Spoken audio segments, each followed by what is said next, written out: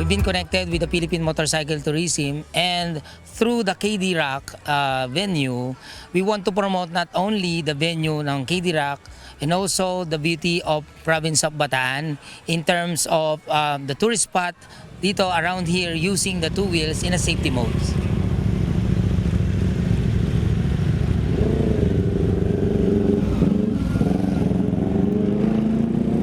Sama-samang inikot ng mga kalahok sa kauna-unahang Bataan Adventure Loop 2025 ang iba't ibang tourist attraction sa lalawigan ng Bataan. Bukod sa mga two-wheeled motorcycle, hindi rin magpapauli ang mga tricycle na sumama sa pag-iikot sa mga itinilagang pasyalan.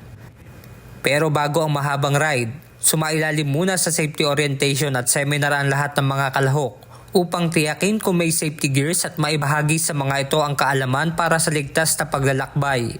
So bilang rider po, kailangan enough po ang ating rest na kapag attend ng briefing. Kailangan po kumpleto ang ating riding kit to identify na tayo po yung official rider. And then na-brief din po tayo na meron po tayong i-observe na speed limit. In that way na magiging ligtas po tayo, and of course, we follow the local traffic rules. And i-respect po natin ang mga fellow transportation, mga drivers at saka yung mga tao. And sabi ko bilang fellow rider, give courtesy for each other and share the road. Mula dito sa KDR Adventure Camp ay nasa mahigit 200 kilometro ang tatahakin ng mga rider papunta sa 5 tourist destination sa buong lalawigan ng Bataan. Kabilang sa pinuntahan ng mga rider ang Bataan Tourism Center, Maribeles View Park, Little Baguio Cafe, Pawikan Conservation Center at Mount Samat, kung saan kailangan kumuha ng larawan ng bawat kalahok sa bawat istasyon at bumili ng mga lokal na produkto. So hindi siya specific kung ano yung product na yon, pero alam ng mga ilan sa mga nasa tourism kung ano yung pinopromote and na-highlight nila. Isa na dito yung mga delicacies na andyan yun. Hindi mawawala yun, and even the seafoods products. Para sa may-ari ng Little Baguio Cafe sa bayan ng Bagak, Bataan, malaking tulong para sa kanilang umaasa sa turismo ang ganitong layunin na kung saan nabibigyan sila ng pagkakataon na kumita. Hindi naman pinalano to eh. Kasi nga taga Baguio kami. Noon ng pandemic, walang bisita, walang guest kasi ang hanap buhay namin doon transient. Kaya nagtayo ako nito. Ito yung bahay namin, bakasyunan. Hindi namin akalain na dayuhin ng mga tao. Hindi naman to restaurant talaga ito, kusina namin to at sala. Dahil maraming nagpupuntang tao, malayo pinanggalingan, walang tindahan, walang restaurant. Kaya dito sila nag-CCR, nagre-request na kumari maglagay kami ng pagkain. Yun ang simula.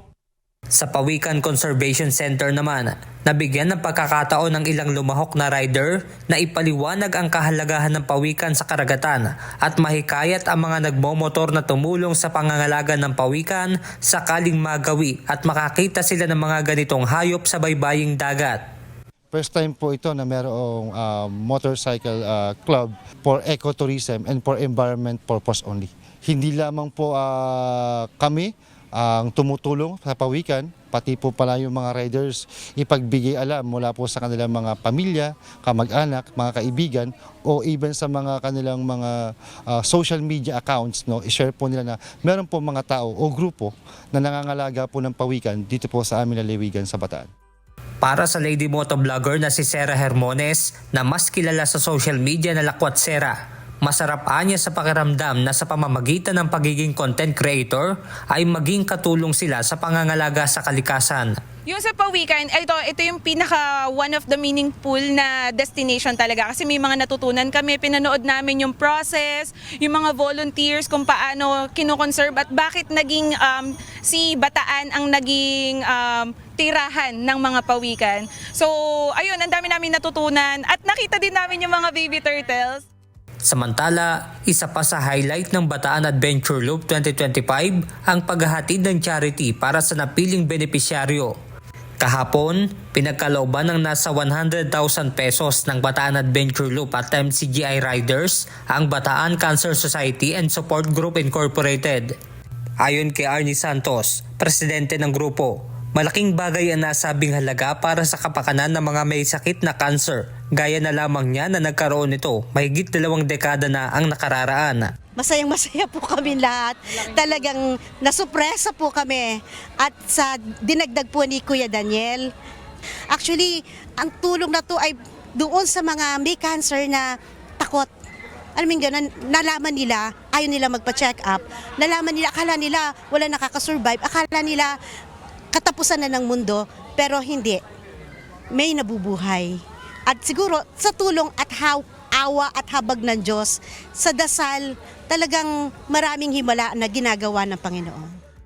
Ayon sa organizer ng Bataan Adventure Loop, asahan na sa susunod na taon ay masusundan pa ang ganitong makabuluhan at charity ride. Bago pa man namin kinoconceptualize ito, nabuo na sa amin yung pangalawang pagkakataon na The Bataan Adventure Loop Season 2. So, yan ang abangan next year. Magkakaroon ng kakaibang twist.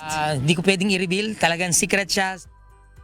Benedict Samson, humahataw sa balita ngayon.